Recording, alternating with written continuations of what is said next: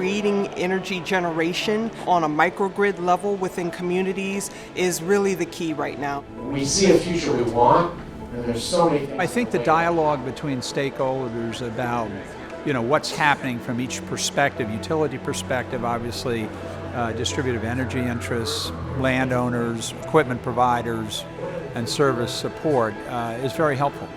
As the electric industry and the natural gas industry are evolving and changing, that it's important to have as wide an input possibility as possible. And so we got to think about different ways of how we approach doing projects. And these are complex projects. There's a lot of enthusiasm, and there's lots of facts that people need to be brought up to date on. And I think people have some really good ideas for action items.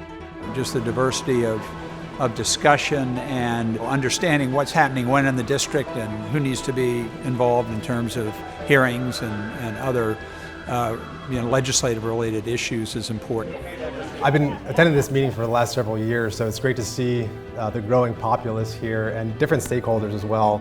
Ensuring that we're really thinking about what is the need, what's the capacity already, and what can be done to increase that capacity and make it easier to bring in more renewables, ensure that we're really moving forward.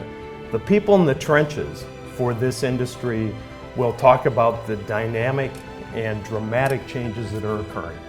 The discussion here was great. It was wonderful to be in a room with other stakeholders. Let's make sure that your area can stay up in case utilities go down at a certain time or because of a natural disaster.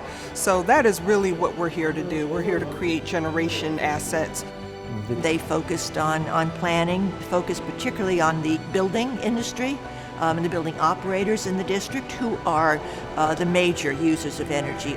The focus of how we can work together, how we can advance the discussion, and how we can take advantage of the opportunities that are ahead of us.